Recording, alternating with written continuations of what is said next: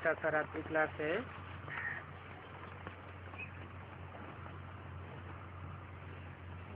चार अगस्त 1967 का।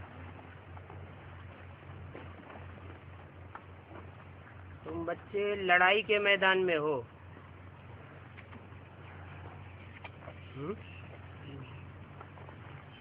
काहे से लड़ाई है? माया रावण से लड़ाई है।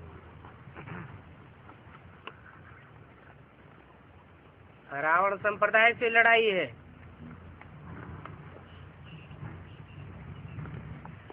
राम संप्रदाय की रावण संप्रदाय से लड़ाई है।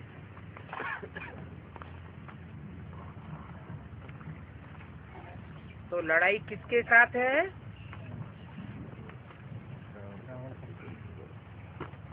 माया से, मायावी प्रवृत्तियों से और माया के होल सोल पूरे परिवार से। माया रावण कहा जाता है ना। रावण को कितने सिर होते हैं? 10 शीश होते हैं।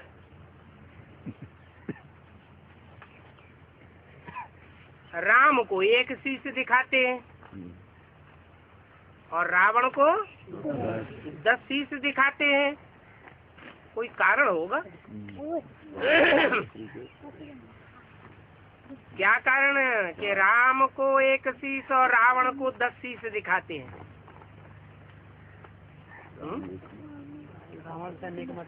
राम एक मत है। मत माना बुद्धि।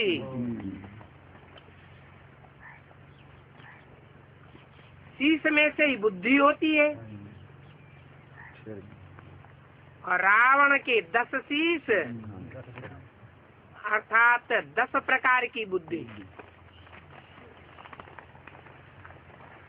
एक एक बात कहेगा, दूसरी दूसरी बात कहेगा, तीसरी तीसरी बात कहेगा। 10 और 20 प्रकार की बातें आती रहेंगी। सत्य एक होता है या अनेक होता है? सत्य तो एक ही होता है। अंग्रेज लोग भी कहते हैं God is the truth.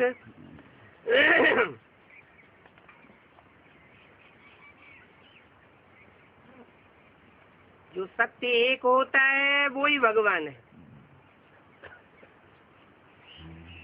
Sikh लोग कहते हैं है सी भी सत्य, हो सी भी सत्य। मना जैसे गीता में बोला है सत्य का कभी विनाश नहीं होता। आज भी सत्य है, भविष्य में भी सत्य रहेगा और पास्ट में भी सत्य ही था। फिर झूठ खंड कहाँ से आ गया? ये झूठ की कलह कलेश युगी दुनिया कहाँ से आ गई?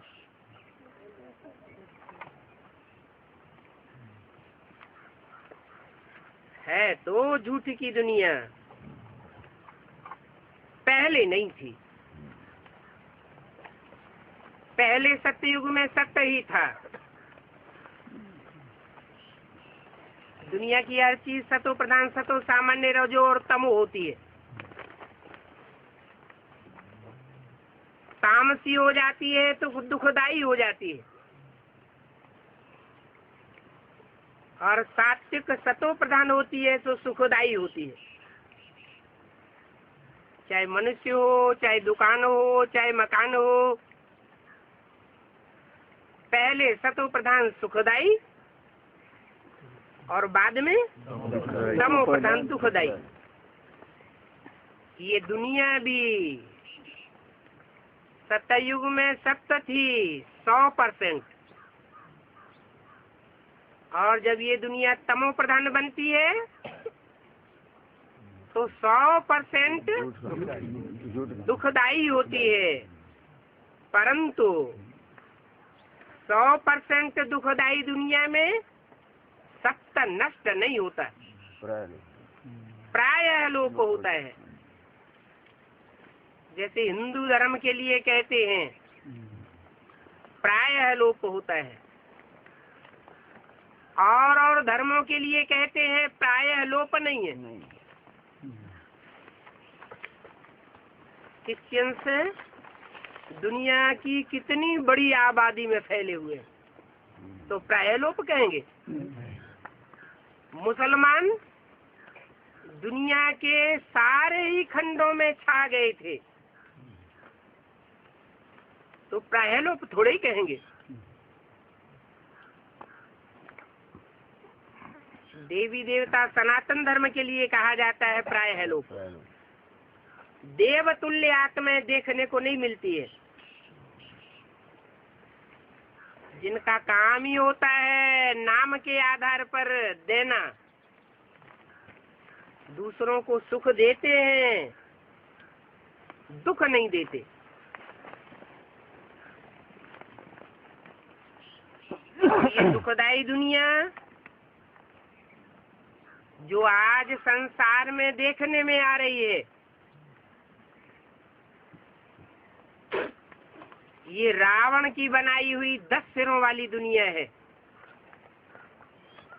10 मतों से बनाई हुई दुनिया है। कौन से हैं वो 10 मत? कोई तो 10 मत होंगे, उन 10 मतों की शुरुआत करने वाले तो कोई होंगे।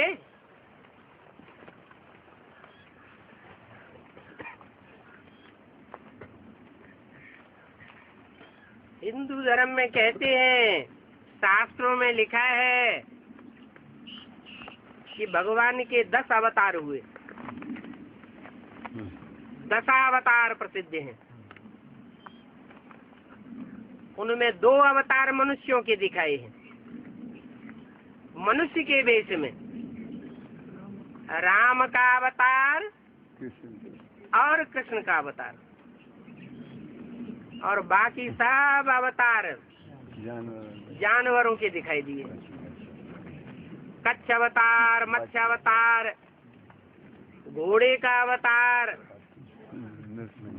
नरसिंह अवतार वगैरह वगैरह।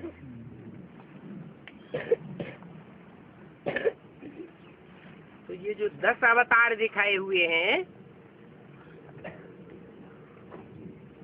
इनके फॉलोअर्स भी रहे होंगे।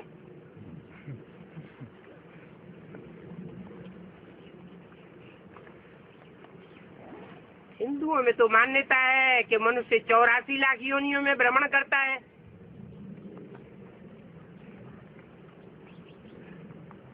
अब भगवान क्या अनेक प्रकार की योनियों में शरीर धारण करके आता होगा या मनुष्य रूप में आता होगा? मनुष्य में मन होता है, बुद्धि होती है, मन बुद्धि प्रधान होता है। भगवान आता है तो ज्ञान सुनाता है, ज्ञान का सागर कहा जाता है। जानवरों के रूप में आकर के ज्ञान सुनाता होगा क्या? नहीं, भगवान तो मनुष्य वेश में ही आता है, मनुष्यों को ही सुनाता है। मनुष्य उन्हें कहा जाता है जो मनन चिंतन मंथन करने वाले, मन का उपयोग करने वाले होते हैं, उनको कहा जाता है मनुष्य। और जो मन का उपयोग नहीं करते, मन है, ऐसे नहीं कि नहीं है, लेकिन मन का उपयोग नहीं करते, वो है जैसे जानवर। चिंतन नहीं चलाते कि हम जो कर्म करते जाते हैं उसका अंजाम क्या होगा।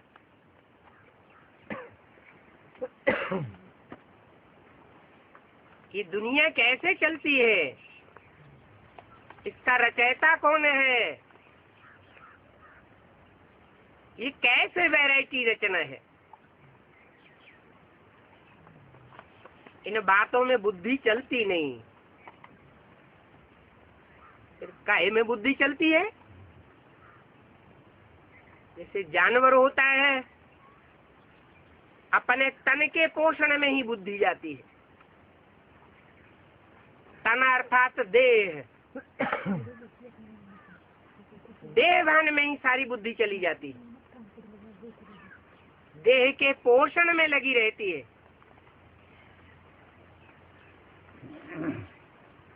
आत्मा के चिंतन में बुद्धि नहीं रहती। एक होती है आत्मा और एक होती है देह। पहले देह है या पहले आत्मा है? आत्मा पहले है, देह बाद में। ये कैसे? बच्चा जब गर्भ में आता है, माँ के पेट में बच्चा आता है ना, तो पहले देह होती है कि पहले आत्मा आती है?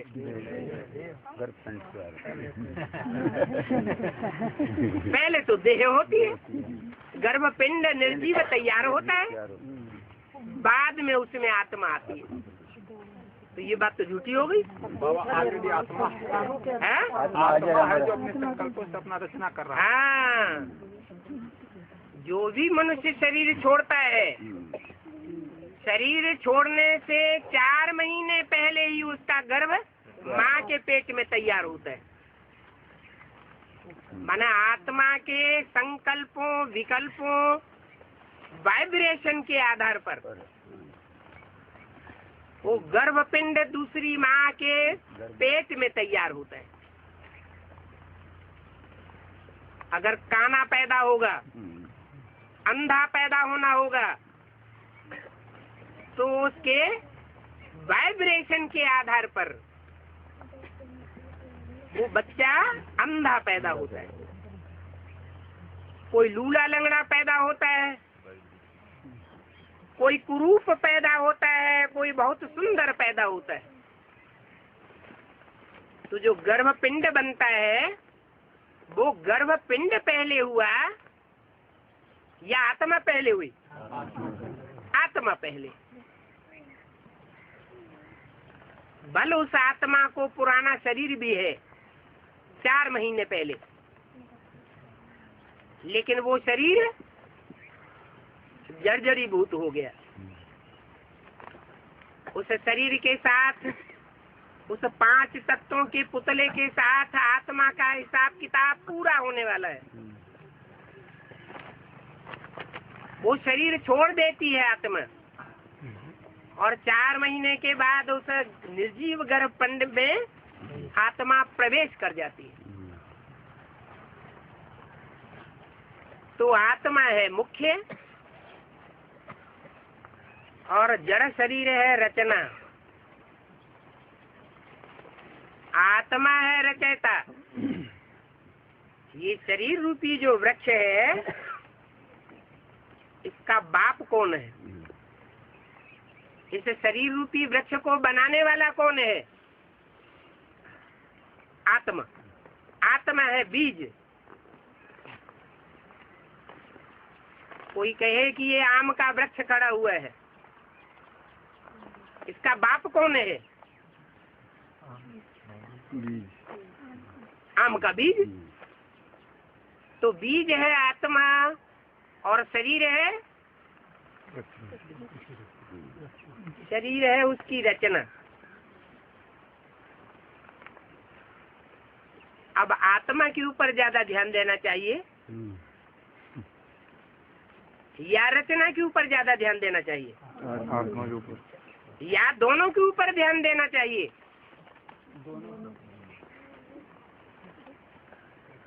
आज की दुनिया किसके ऊपर ज्यादा ध्यान देती है? रचना के ऊपर। कोई से पूछो आप कौन हैं, तो कहेंगे हम मास्टर हैं, डॉक्टर हैं, इंजीनियर हैं, वकील हैं, जज हैं, मिनिस्टर हैं। उनसे पूछे आप जब पैदा हुए थे तब ये थे? तो ये जो बोला वो देवभान में आके बोला हाँ जी, या अपन को आत्मा समझ करके बोला? देवभान में आकर के बोला।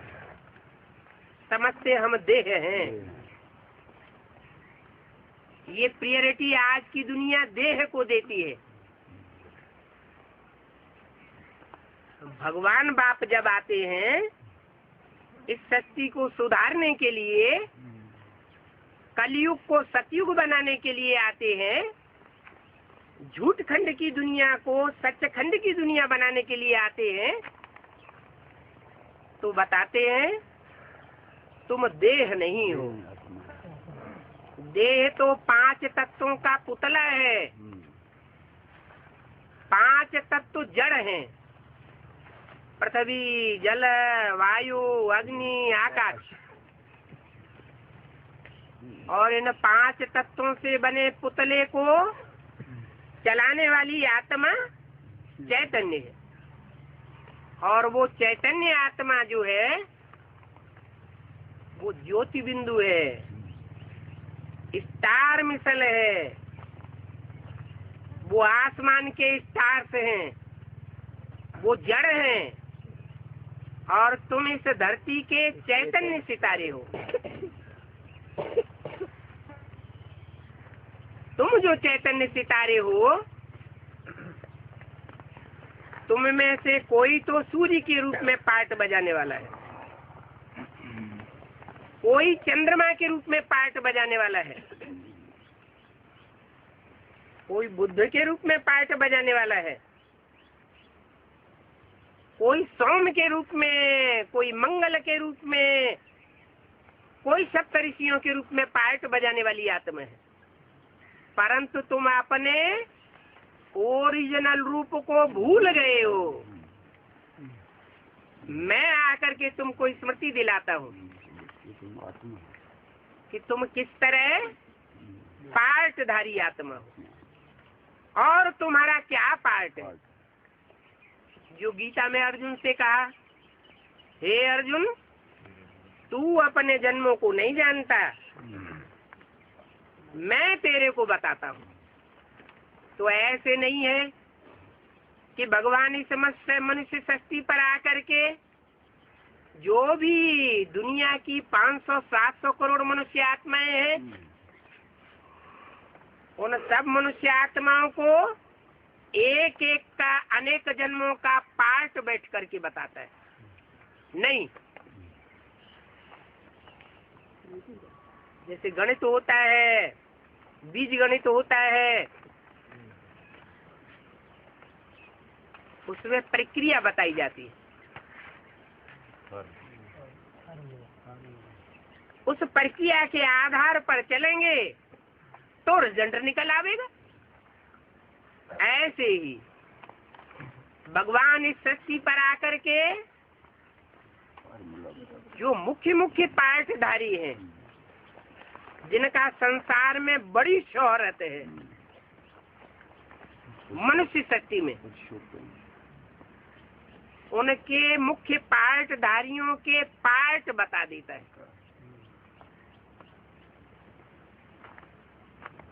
कौन कौन से मुख्य पार्टधारी हैं? 2 तो मुख्य पार्टधारी हैं, जो हीरो हीरोइन के रूप में है, राम और कृष्ण के रूप में है। इस सृष्टि रूपी गाड़ी के 2 पहिए हैं और बाकी 8 ऐसे हैं जो मुख्य हैं तो नहीं, लेकिन अपन को मुखिया हो करके दिखाते हैं।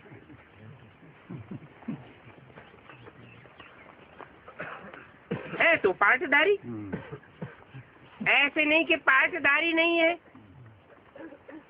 लेकिन जो भी पार्ट बजाते हैं वो उनका नंबरवार पार्ट है। नंबरवार सशक्त पार्ट कहेंगे, नंबरवार प्राचीन कहेंगे, नंबरवार श्रेष्ठ कहेंगे और नंबरवार निष्कृष्ट कहेंगे।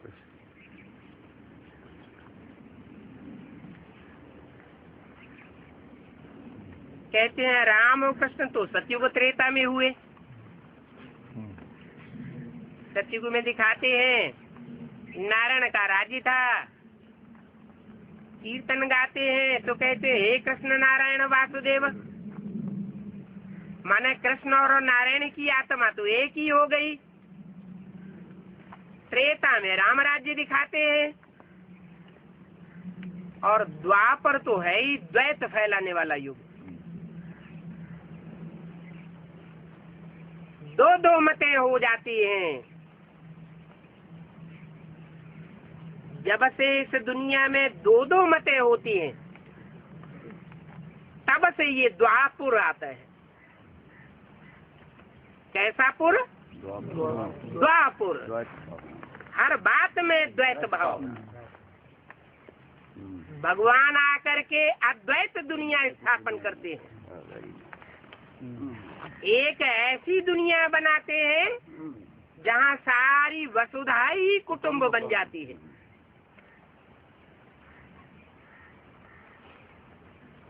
वसुधैव कुटुंबकम,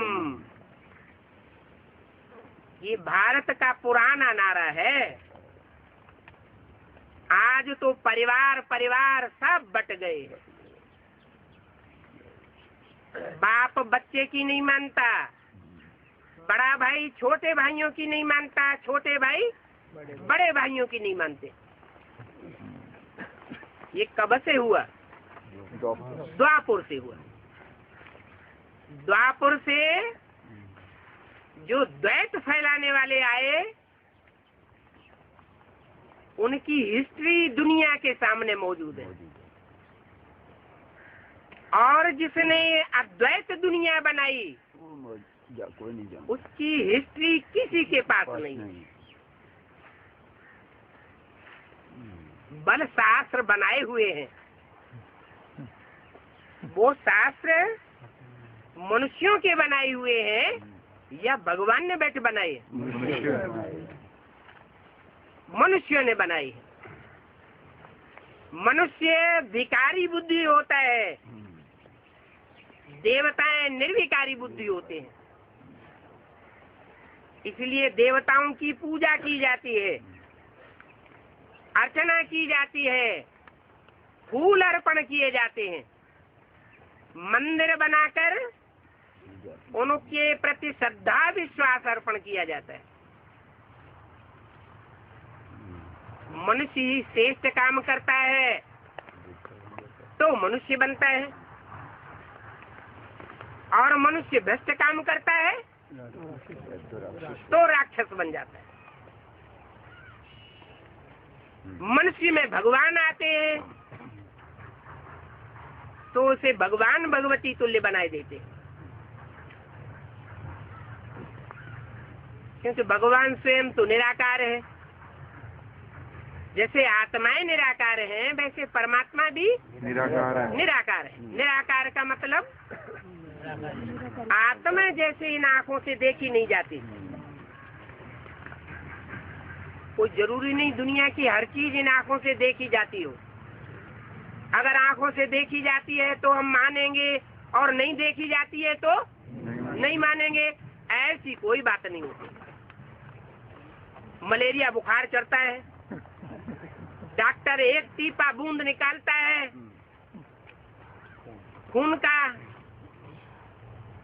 और यंत्र से देखता है तो एक बूंद में सैकड़ों कीटाणु दिखाई पड़ते हैं। तो क्या मलेरिया के कीटाणु नहीं होते? होते हैं, तब तो दिखाई देते हैं। ऐसे ही आत्मा इतना सूक्ष्म, अति सूक्ष्म कहें तत्व है, चैतन्य तत्व, जो इन आँखों से नहीं दिखाई पड़ सकता। डॉक्टरों के स्थूल यंत्रों से देखा नहीं जा सकता। लेकिन मनुष्य जब शरीर छोड़ देता है तो उसकी आंखें देखने से पता चलता है कि इसके अंदर जो पावर थी, जो रोशनी थी वो आंखों की कहाँ चली गई? आंखें बटन जैसी क्यों हो गई? निस्तेज क्यों हो गई? वो तेज कहाँ चला गया? वो रोशनी कहाँ चली गई? पता लगता है ना। नाक, आंख, कान, 10 इंद्रियां मौजूद है, सारा शरीर मौजूद है, फिर काम क्यों नहीं करता? क्योंकि जो आत्मा रूपी पावर थी वो चली गई। तो जैसे आत्मा रूपी पावर को पुराने पुराने मनीषियों ने भ्रकुटी के मध्य में बिंदु के रूप में दिखाया है, टीका लगाने की प्रथा चलाई। ये ज्योति बिंदु आत्मा भ्रकुटी के मध्य में टिकी हुई है, तो उन्होंने टीका लगाने की प्रथा चला दी कि लोगों को याद रहे कि हम देह नहीं है, हम तो आत्मा है। परंतु ये तो मनुष्यों की युक्ति थी। कोई टीका त्रिपुंड लगाने से थोड़े ही आत्मा याद आ जाएगी। आत्मा की स्मृति लाने के लिए तो प्रैक्टिस करनी पड़ती है। जो गीता में लिखा है, अभ्यासेन तो कौन्तेय वैराग्येण च गृह्यते। ये आत्मा और आत्मा का बाप परमात्मा जो इतने सूक्ष्म है, उनको कैसे ग्रहण करे बुद्धि? अभ्यास करके आत्मा की स्मृति करे बार बार, और परमात्मा बाप के प्रैक्टिकल स्वरूप की बार बार स्मृति करे।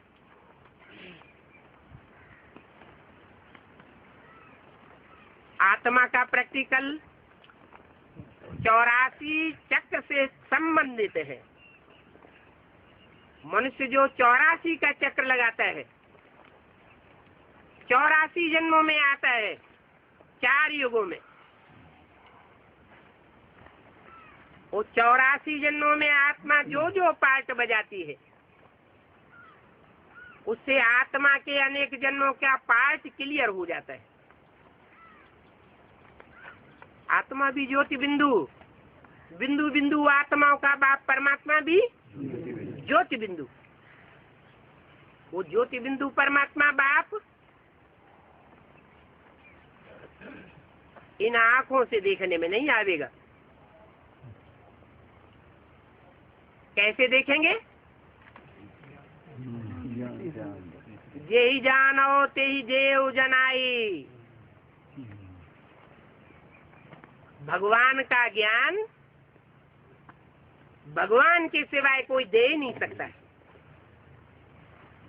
अरे देवताओं की दुनिया का ज्ञान किसी के पास नहीं है, तो भगवान का ज्ञान कैसे होगा? भगवान जब स्वयं इस सृष्टि पर आता है तो आकर के ज्ञान देता है, आत्माओं का ज्ञान देता है, आत्माओं के बाप परमात्मा स्वयं का ज्ञान देता है, सारी सृष्टि के आदि मध्य अंत का ज्ञान देता है। लेते कौन है?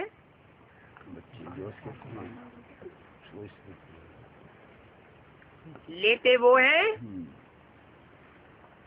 जो मनु की औलाद मनुष्य बनते हैं। मनु कहा जाता है ब्रह्मा को।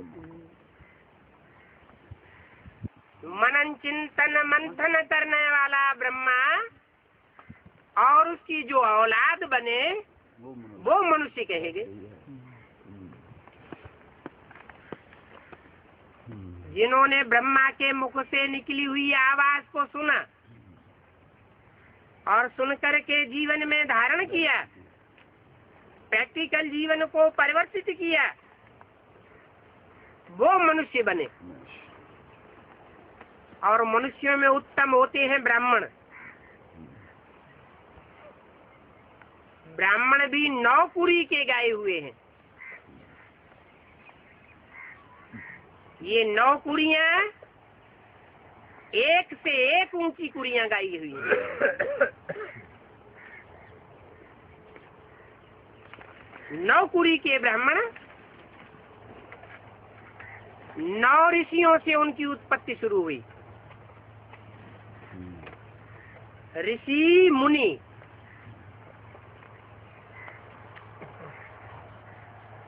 जिन्होंने भगवान के आने पर पवित्रता को धारण किया,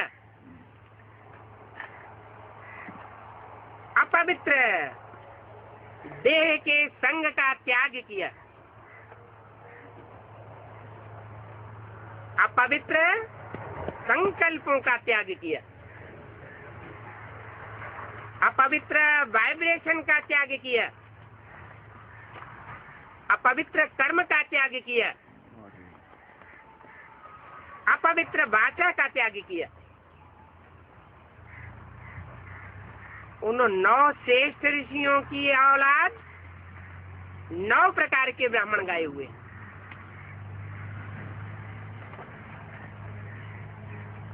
उन 9 ब्राह्मणों में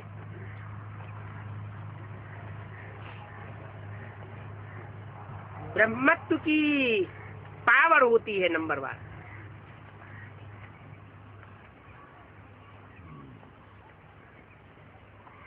जिनसे ये 9 धर्म दुनिया के स्थापन हुए, जो भगवान से राजयोग सीख करके नंबरवार राजाई प्राप्त करते हैं। वो 9 धर्म है। सतयुग का सूर्यवंश 16 कला संपूर्ण कृष्ण को गाया हुआ है, नारायण को 16 कला संपूर्ण कहा जाता है। राम को 14 कला कहा जाता है। चंद्रवंश और फिर द्वैतवादी धर्म शुरू होते हैं। द्वैतवादी धर्मों में हिस्ट्री मिल रही है मनुष्यों के पास। क्यों? देवताओं की हिस्ट्री क्यों नहीं मिल रही है?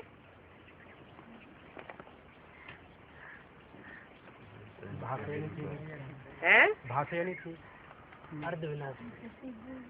देवताओं की हिस्ट्री इसलिए नहीं मिल रही है कि आज से 2500 साल पहले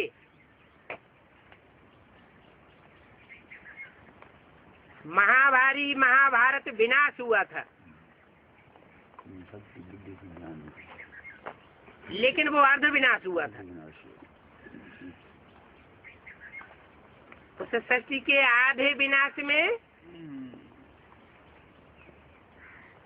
जो भारत अविनाशी खंड है, उस अविनाशी खंड में भगवान की हुई स्थापना का लोप हो गया, देवताई धर्म का लोप हो गया।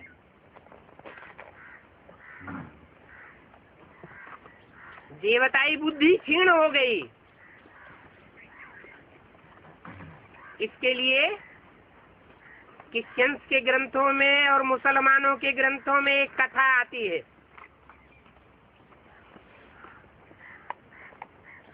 आदम और हव्वा की, एडम और ईव की, कि भगवान ने उनसे कहा कि तुम जन्नत में जाओ, लेकिन एक बात का ध्यान रखना,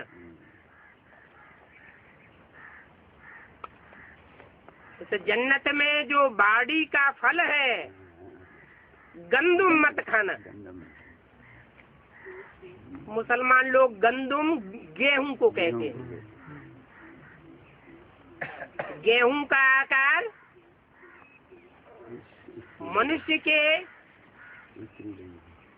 मनुष्यों में जो स्त्री के अंग हैं उनसे मिलता जुलता है। उस तरफ इशारा दिया कि ये देह का सुख नहीं भोगना, ये गंदा सुख है। इसके सुख भोगने से तन भी क्षीण होता है, मन भी क्षीण होता है, और तन और मन क्षीण होने से रिजल्ट क्या आता है? मनुष्य धनहीन हो जाता है। मन बुद्धि सालिम रहे, तन सालिम रहे, तो धन स्वतः ही आता रहता है। तन भी क्षीण हुआ, मन भी क्षीण हुआ और धन भी क्षीण हुआ, तो दुर्गति को पाते रहोगे।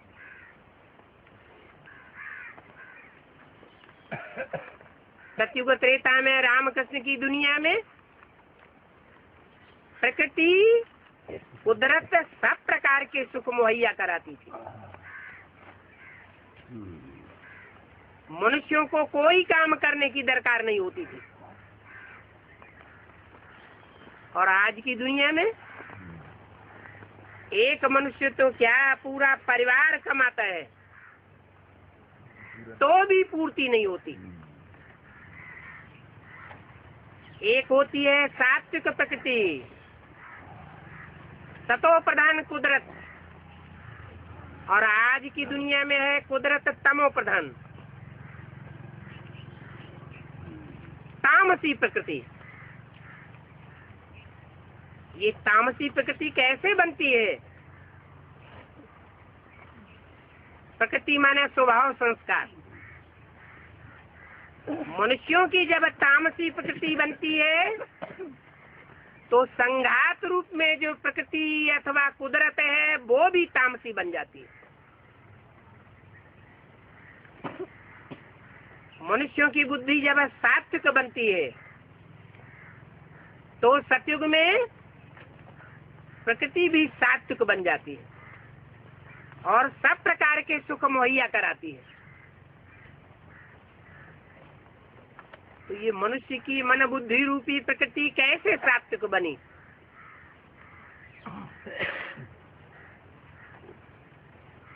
स्वचिंतन से बनी। स्व माने आत्मा। आत्मिक चिंतन में जितना हम रहेंगे उतना हमारी प्रकृति, हमारे स्वभाव संस्कार स्वतः ही सात्विक बन जाएंगे और हमारा वाइब्रेशन सात्विक होने से अगला जन्म जो हमें मिलेगा वो सात्विक परिवार में मिलेगा। सात्विक वातावरण में हमारा जन्म होगा। आज जन्म हो रहे हैं गंदे नालों के किनारे, मक्खी मच्छरों की तरह जन्म हो रहे हैं। सतयुग में जो जन्म होगा वो सात्विक परिवार में, यथा राजा तथा प्रजा सब सुखी होंगे, ऐसा जन्म होगा। ऐसा जन्म देने के लिए भगवान अभी पढ़ाई पढ़ाई रहा है। पढ़ाई का नाम है सहज राजयोग। ये सहज राजयोग कोई मनुष्य मात्र नहीं सिखा सकता। सहज राजयोग से सारी दुनिया का परिवर्तन करता है, मनुष्य मात्र का परिवर्तन करके जाता है।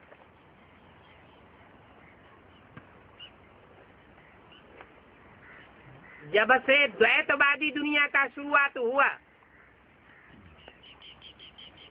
तब से दुनिया और प्रकृति, नेचर, कुदरत, ये नीचे गिरती चली आई है।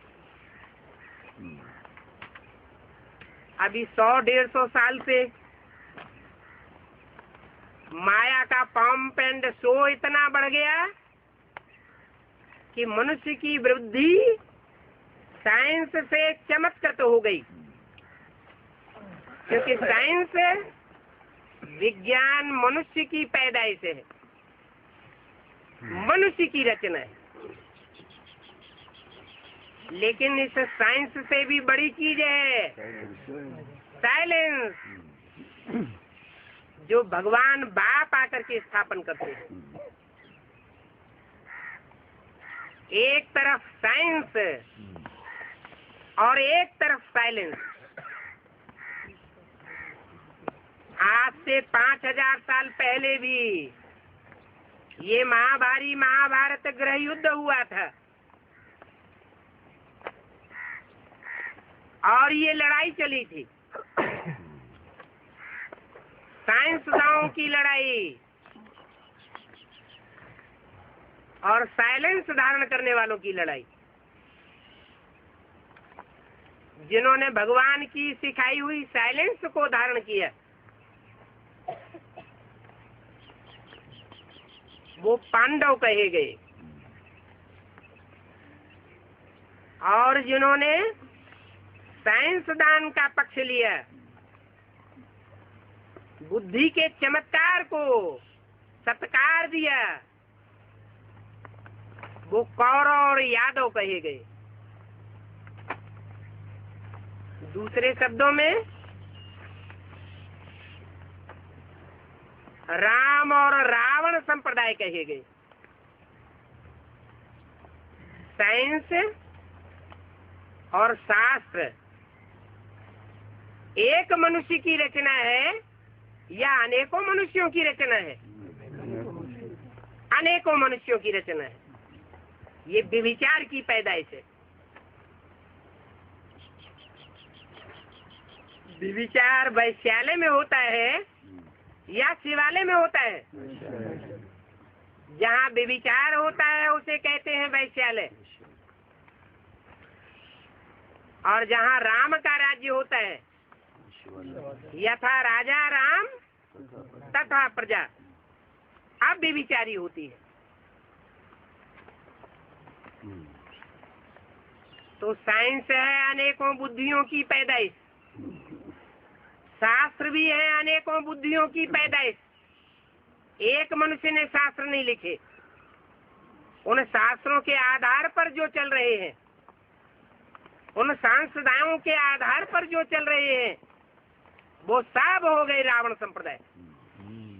उनकी बुद्धि चमत्कृत हुई पड़ी है, प्रभावित हुई पड़ी है, भगवान से प्रभावित नहीं है, क्योंकि भगवान है एक और शैतान है अनेक।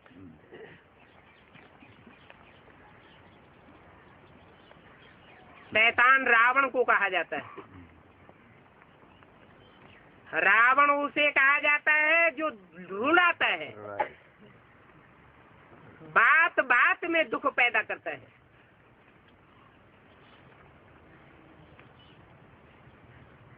भगवान उसे कहा जाता है जिसके पीछे आखरीन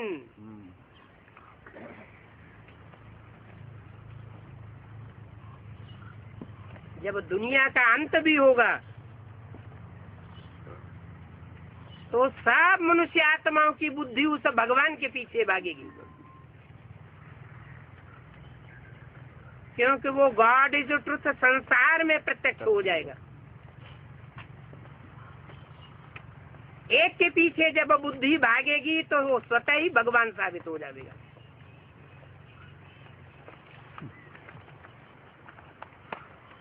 भगवान की बायोग्राफी भक्ति मार्ग में भागवत के रूप में गाई हुई है।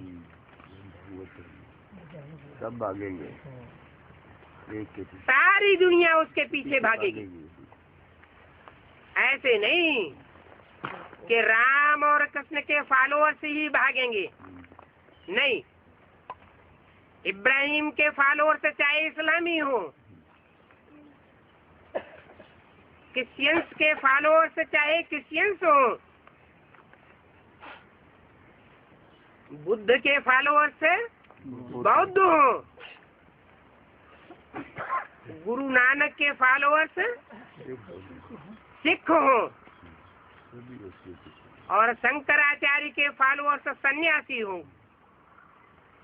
महर्षि दयानंद के फॉलोअर्स आर्य समाजी हो, अथवा लेनिन स्टालिन की औलाद जिन्होंने अपने देश में राजाओं को कत्लेआम कर दिया। राजाई नाम से ही उनको नफरत थी। जब दुनिया का एटम बमों से विनाश होगा तो वो भी सर झुका जाएंगे। ओ गॉडफादर चिल्लावेंगे।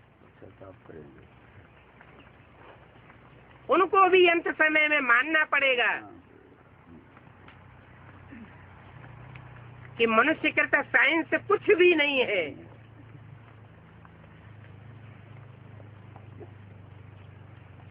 और भगवान जो साइलेंस की दुनिया स्थापन करता है वो ही सब कुछ है।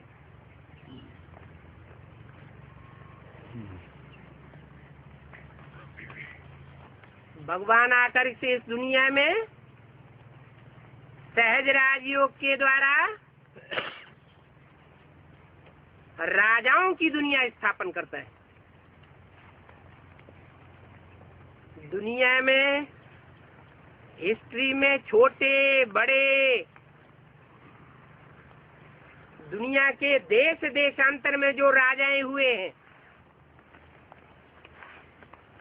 उन राजाओं को राजाई की पढ़ाई किसने पढ़ाई? कब पढ़ाई? कोई ने तो पढ़ाई होगी। ये कंट्रोलिंग पावर कहाँ से आई उनमें? कोई तो टाइम रहा होगा जब उन राजाओं ने ये कंट्रोलिंग पावर धारण की।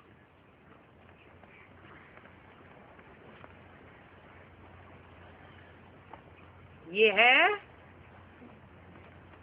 कलयुग का अंत का समय और सतयुग के आदि का टाइम, जिसे कहते हैं संगम युग। जो भी 500-700 करोड़ मात्र पुरुष हैं, उन पुरुषों में उत्तम उत्तम पाठधारी कौन है? वो संसार में सब प्रत्यक्ष होने वाले हैं।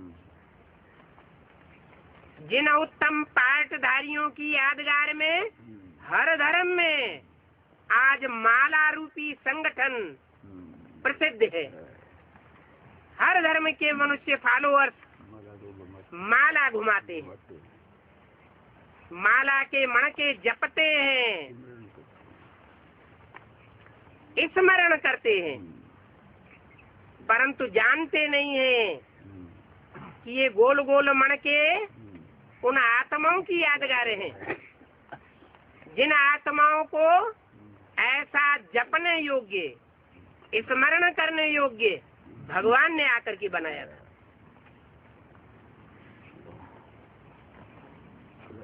वो माला के मणके अभी संसार में गुप्त रूप में पांडवों की तरह राजयोग सीख रहे हैं। ये राजयोग सीखने के लिए कोई झांझ मृदंग मजीरा बजाने की दरकार नहीं है।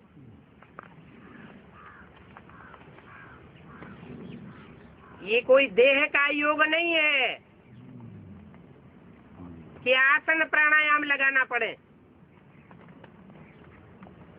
ये आसन प्राणायाम देह की प्रक्रियाएं हैं। राजयोग तो आत्मा का पुरुषार्थ है। आत्मा मन बुद्धि को कहा जाता है। मनुष्य मर जाता है तो मन बुद्धि रूपी आत्मा की शक्ति निकल गई। ऐसे नहीं कहते कि मन बुद्धि उसमें अभी रह गई। क्या चीज निकल गई? मनन चिंतन करने की पावर चली गई, फैसला करने की शक्ति निकल गई, और उस मन बुद्धि में जो अनेक जन्मों के संस्कार भरे हुए हैं, अच्छे और बुरे संस्कार, वो मन बुद्धि के साथ ही चले गए। ये मन बुद्धि रूपी आत्मा ज्योति बिंदु के रूप में ऐसा छोटा सा रिकॉर्ड है, छोटा सा टैप है जिसमें 84 जन्मों का पार्ट भरा हुआ है। ये आत्मा कितनी जबरदस्त कुदरत है। इसकी हिस्ट्री आकर के भगवान बाप बताता है। अपनी आत्मा के 84 के चक्र को जानने के लिए और परमात्मा बाप के बायोग्राफी को जानने के लिए इस एक संगम युग के जन्म में ही मनुष्य मात्र को मौका मिलना है और मिलता है, मिल रहा है। इसके अलावा और कोई जन्म नहीं होगा जहाँ मनुष्य आत्माएं अनेक जन्मों की राजाई प्राप्त कर सके। ये जन्म जन्मांतर की राजाई भगवान आकर के देते हैं, लेकिन जो पढ़ेंगे वो प्राप्त करेंगे।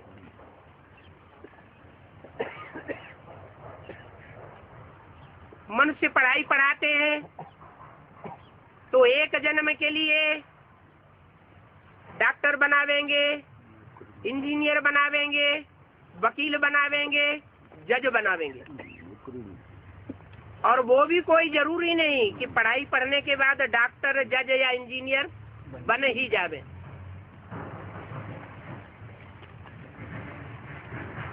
और भगवान बाप तो गारंटी देते हैं कि मैं जो पढ़ाई आकर के पढ़ाता हूँ, अगर तुम रेगुलर पढ़ेंगे तो गारंटी से राज परिवार के मणके बनेंगे, राज परिवार के भांति बन जाएंगे।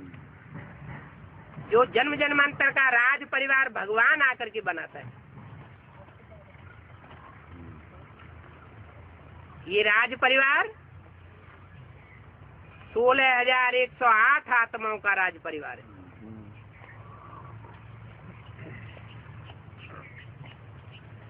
पढ़ने वाले लाखों की तादाद में होंगे। सारी दुनिया भगवान की ये पढ़ाई पढ़ेगी, लेकिन नंबरवार ऊंच पद पाने वाले सिर्फ 16,108 बनेंगे। जो जन्म जन्मांतर राजघराने में जन्म लेते रहेंगे, प्रिंस प्रिंसेस बनते रहेंगे, राजाई प्राप्त करते रहेंगे, राजा रानी महाराजा महारानी बनते रहेंगे। अच्छी पढ़ाई पढ़ेंगे तो अच्छा पद पावेंगे। भगवान की पढ़ाई पढ़ते पढ़ते शैतान के चक्कर में आते रहेंगे तो कोई कोई जन्म में दास दासी भी बन सकते हैं, चांडाल भी बन सकते हैं। राज परिवार के चांडाल अलग होते हैं, दास दासी अलग होते हैं, और प्रजा घराने में साहूकारों के दास दासी अलग होते हैं, उनके चांडाल भी अलग होते हैं। ये सारा हिसाब किताब जन्म जन्मांतर का अभी तैयार हो रहा है। भगवान इस सृष्टि पर बार बार नहीं आता। जैसे कुम्हार है, एक बार डंडा चकले में लगाता है और चकला चालू हो जाता है। ऐसे ही ये सृष्टि रूपी चकला है। ये सृष्टि रूपी चकला भगवान बाप आकर के एक बार ज्ञान का दंड घुमाता है और ये सृष्टि 5,000 वर्ष तक ज्यों की त्यों चलती रहे।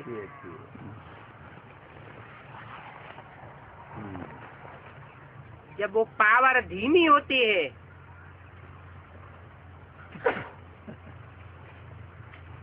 तो जो जानवरियत के अवतार हैं संसार में जानवरियत फैलाने वाले हैं, वो द्वैतवाद फैला देते हैं। दो धर्म शुरू हो जाते हैं, 2 धर्मों से 4 धर्म शुरू हो जाते हैं, 4 से 8 मतें शुरू हो जाती हैं और सब आपस में लड़ते झगड़ते। द्वापर से कलयुग बन जाता है। कलयुग को कहा जाता है कलह कलेश की दुनिया। ये कलह कलेश कब पैदा होता है? जब मतों में व्यभिचार पैदा होता है। अनेक मत का रावण राज्य करता है। आज से 200-300 साल पहले दुनिया के देश देशांतर में राजाओं का राज्य था या प्रजातंत्र राज्य था? राजाओं का राज्य। अभी अंत में आकर के माया रावण इतना प्रबल हो जाता है, 10 शीश वाला रावण इतनी प्रबलता धारण करता है कि आज दुनिया के सभी देशों में प्रजातंत्र लागू हो गया। नेपाल में अभी तक राजा का राज्य था, अब वहां भी प्रजातंत्र राज्य लागू हो गया। ये प्रजा के ऊपर प्रजा का राज्य, भगवान कहते हैं ये बेकायदे राज्य है। इस राज्य में कोई धनी धोरी नहीं। तुंडे तुंडे मतिर भिन्ना, जिसको जो मन में आता है तो ही कानून बनाते रहते हैं।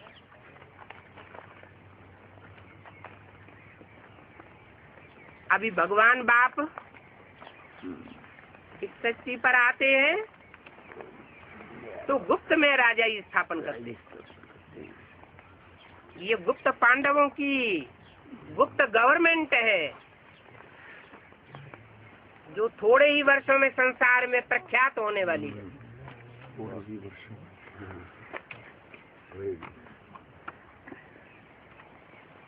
जो अनेक मानवीय धर्म है और उनके फॉलोअर्स हैं, उनमें से जो श्रेष्ठ आत्माएं हैं, क्योंकि हर धर्म में श्रेष्ठता भी होती है। हर धर्म के फॉलोअर्स में अच्छे से अच्छे भी होते हैं और बुरे से बुरे भी होते हैं। तो हर धर्म में से श्रेष्ठ आत्माओं को भगवान बाप चुन रहा है। वो चुनाव पूरा होने के बाद